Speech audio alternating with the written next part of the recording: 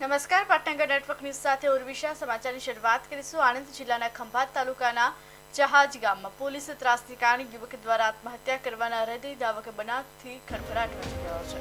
જિગ્નેશ પટેલ નામના યુવક પાસેથી ₹3.63 લાખની લૂંટ થયા બાદ પણ આરોપી સામે કાર્યવાહી થવાની બદલે પોલીસ દ્વારા 4 દિવસની ફરિયાદે જિગ્નેશ પર ત્રાસ આપવામાં આવતો હતો। આ ત્રાસથી કંટાળી જિગ્નેશે ઝેરી દવાથી આત્મહત્યા કરી હોવાનો પરિવારજનોનો આક્ષેપ છે। ઘટનાના પગલે મૃતકના પરિવારજનોએ મૃતદેહ સ્વીકારવાનો ઇનકાર કર્યો। કર્મસર મેડિકલ હોસ્પિટલ ખાતે ન્યાયની માંગ સાથે સઘન સૂત્રોચ્ચાર કરી રહ્યા છે। ગ્રામજનો અને પરિવારજનો દ્વારા જવાબદાર પીઆઈ, પીએસઆઈ સહિતના પોલીસ અધિકારીઓને સસ્પેન્ડ કરવાની માંગ ઉઠાવવામાં આવી। હવે જોવાનું એ છે કે તંત્ર શું પગલાં લે છે। ફરી એક ન્યાય વિહોણા અકસ્માત બની રહેશે આ ઘટના।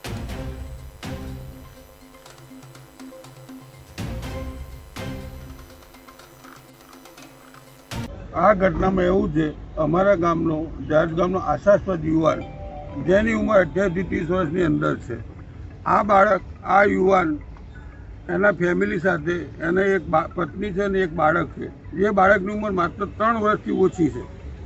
આવા બાળકના આશાસ્પદ યુવાનને જહાજ ગામના દૂધ મંડીના સભાસદોને પૈસા મળે તે માટે જહાજ સેવા સહકારી મંડળીએ એને એક એટીએમ કાર્ડ, જેને માઇક્રો એટીએમ કાર્ડ કહે છે, એને આપવા માટે એને દરેક સભાસદને દૂધના પૈસા દરરોજ ટંક ટુ ટંક મળે એ માટે આ વ્યવસ્થા ગોઠવેલી છે મંડળીએ, ગામના હિત માટે।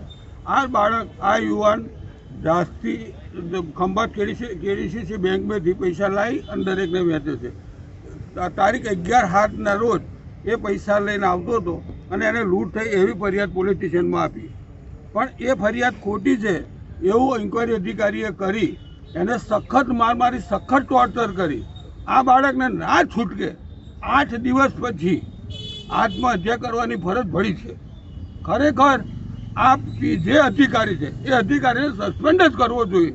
આ અધિકારીએ પોતે એટલો ખુમાની અને એટલો ઈગોવાળો છે કે દઈ જોણ એને એમાંથી પાટીદાર પ્રત્યે જોણ વિરોધ ના હોય એટલે એને દરરોજ સવારે હોજ ગાડી લઈને આવી જવાનું, જહાજમાં આવી અને પેલા જે 3 યુવાનો શંકાસ્પદ હતા એને પકડવાના, એને પોલીસ સ્ટેશનમાં લઈ જવાના, ટોર્ચર કરવાના।